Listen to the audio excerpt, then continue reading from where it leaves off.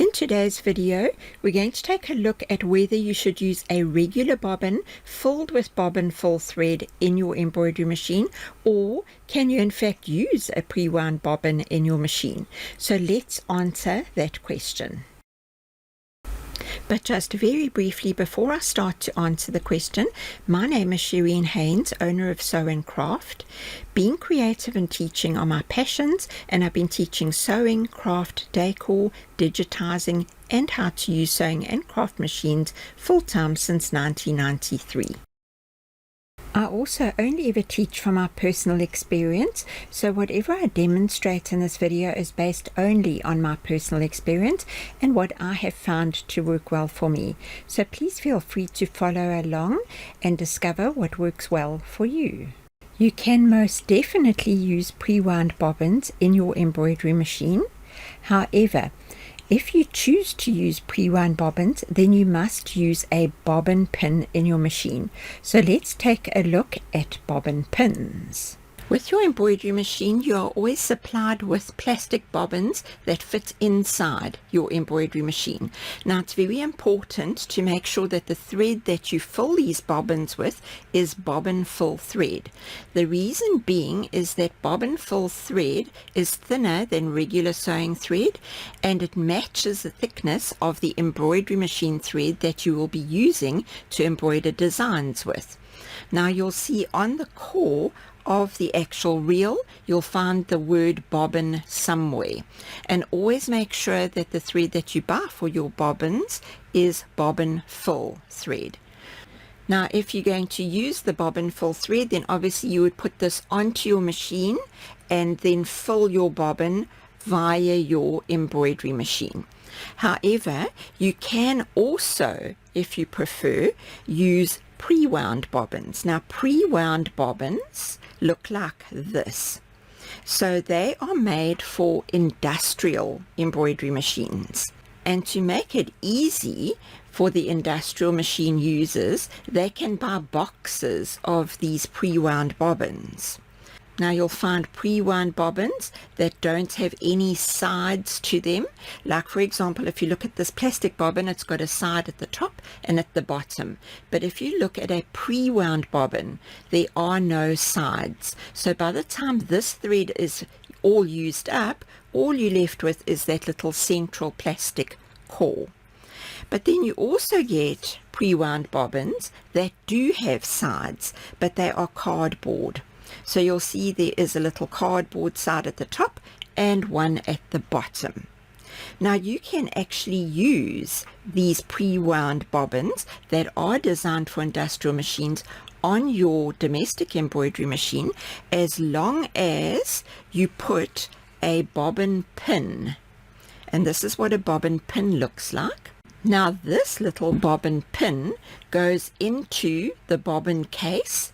So you just drop it in there, and then you would drop one of these pre-wound bobbins on top of the bobbin pin.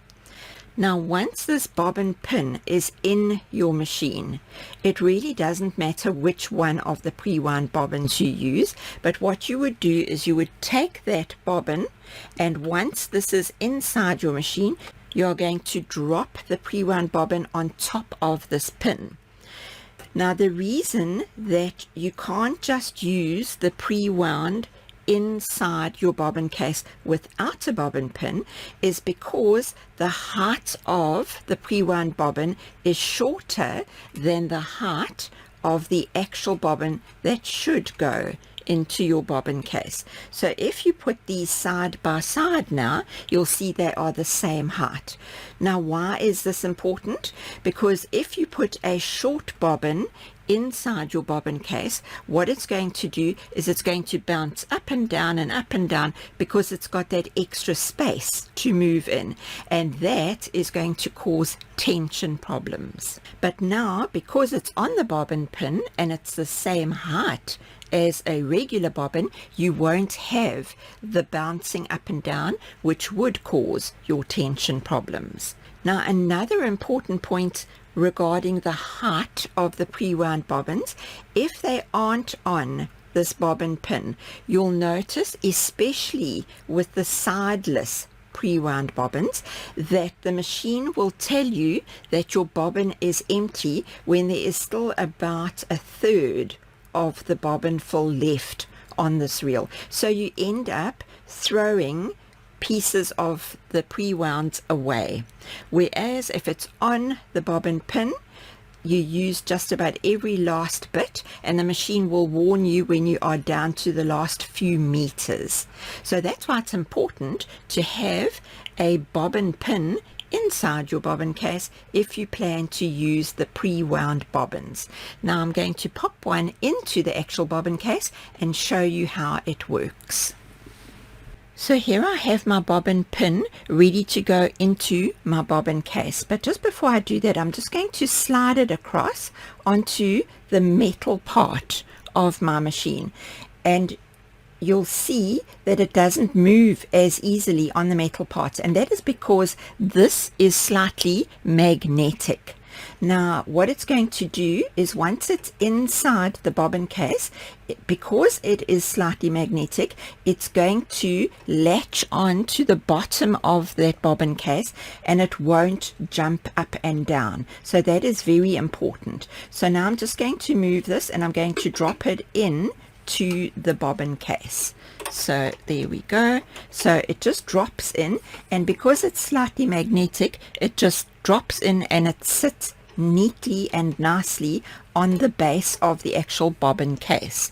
So now it's very simple. All you need to do is take your pre-wound bobbin, and then you're going to drop that in on top of the bobbin pin.